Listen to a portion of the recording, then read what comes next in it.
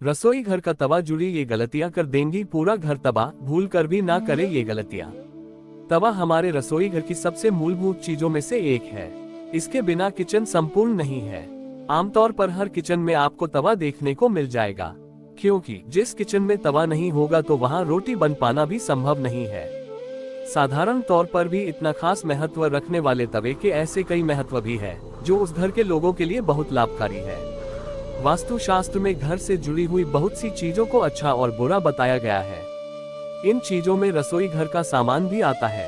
वास्तु के अनुसार चीजों व्यवस्थित न हो तो यह अपशगुन का कारण बनती हैं।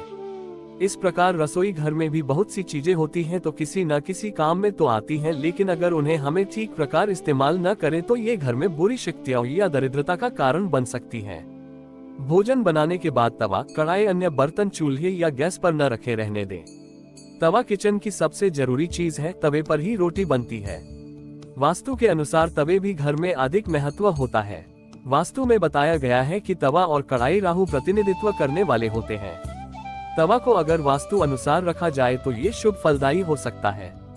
इतना ही नहीं, तवे के कारण घर में सुख, समृद्धि और धन दौलत आ सकती है। आपको बता दें कि अगर रसोई घर में कोई महिला गंदे तवे और कढ़ाई का प्रयोग करती है तो यह उसके पति के लिए बुरा असर डाल सकता है। इस कारण महिला के घर के सदस्य, पति या बेटा नशे में लिप्त हो जाते हैं।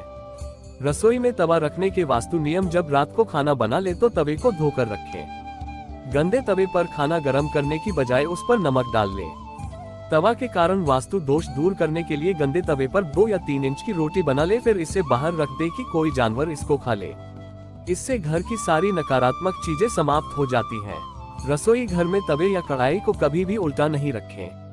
तवा और कढ़ाई को हमेशा रसोई में दाएं तरफ स्थान दें। खाना बनने के बाद खाली चूल्हे पर तवा न चढ़ाएं। भूलकर भी गर्म तवे पर पानी नहीं डालना चाहिए, इससे घर में मुसीबतें आती हैं। तवा ठंडा होने पर उसके ऊपर नींबू और नमक रगड़कर उसे चमका दें, इससे घर वालों की किस्मत भी चमक उठेगी।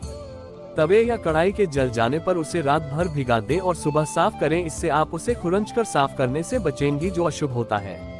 तवे या कढ़ाई में कभी नहीं खाना चाहिए, नहीं उसमें जूठा खाना छोड़ना चाहिए। तवा की पवित्रता का ख्याल रखें, इससे घर में बरकत आती है।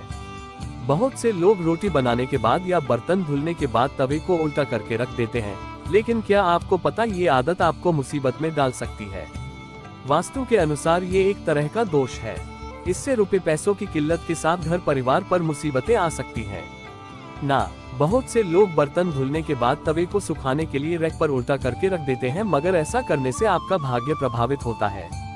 इससे आपके बनते हुए काम बिगड़ सकते हैं।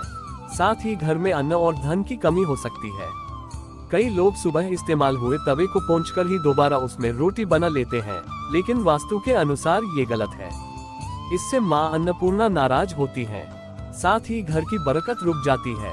कई लोग रोटी सेंकने के बाद इसी पर सब्जी भी गर्म कर लेते हैं, लेकिन इससे भी वास्तु दोष लगता है। इससे बचने के लिए तवे को धोकर प्रयोग करें या तवे पर पहले थोड़ा नमक डालें, इसके बाद सब्जी गर्म करें।